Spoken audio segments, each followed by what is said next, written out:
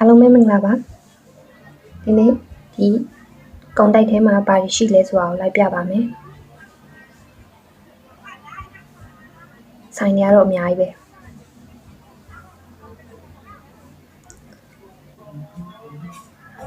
မုံကျုပ်ကင်နေရဖြစ်ပါတယ်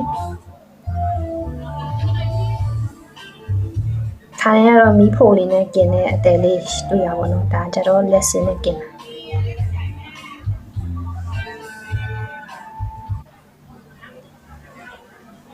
ထမင်းဆိုင်မှာဟင်းအစုံရပါတယ်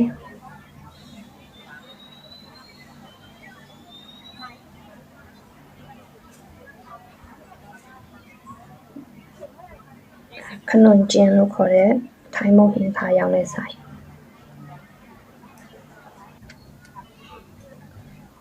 အတူအမြုပ်နဲ့အထောင်းတွေရောင်းတဲ့ဆိုင်ဖြစ်ပါတယ်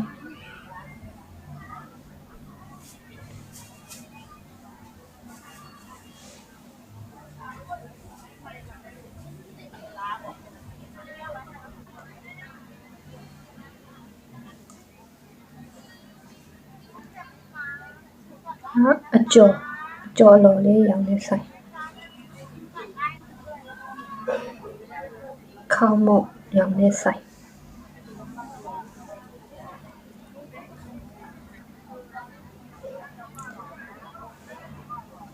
ချောကလက်လေးပါ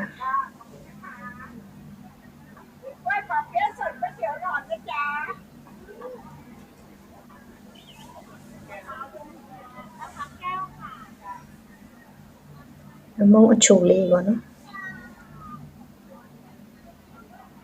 ပြားရည်ဒီလိုလာဖြစ်တဲ့အကြောင်းရင်းကလိုင်းပေါ်မှာ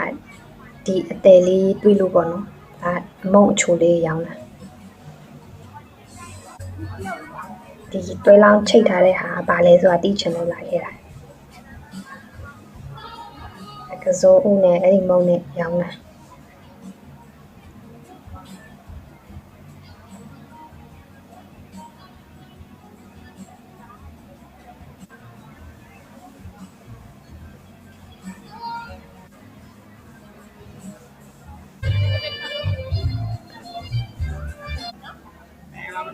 ဆိုင်လေးအများကြီးပဲ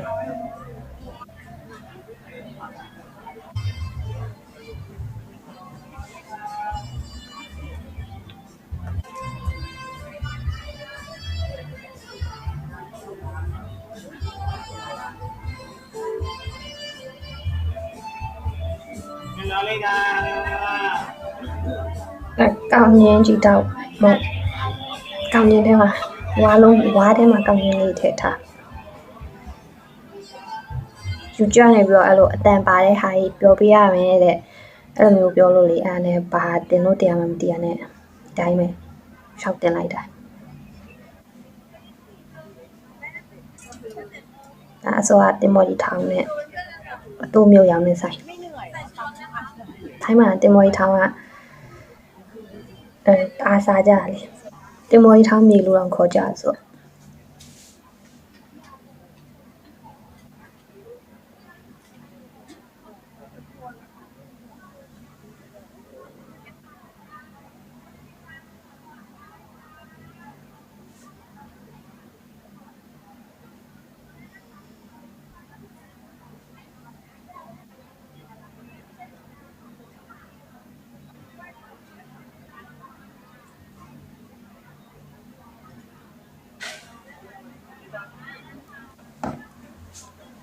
ဒါလည်းမုံအချိုပွဲလေးဖြစ်ပါတယ်3မျိုးကို100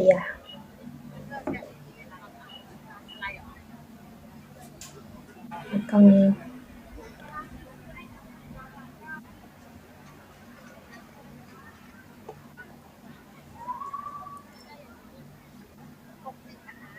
ခေါင်းမုံ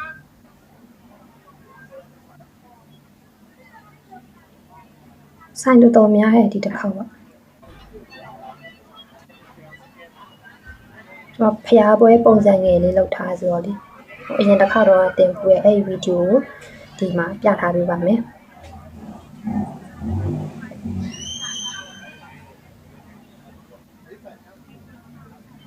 ဒါရိုးရဝတ်စုံလေး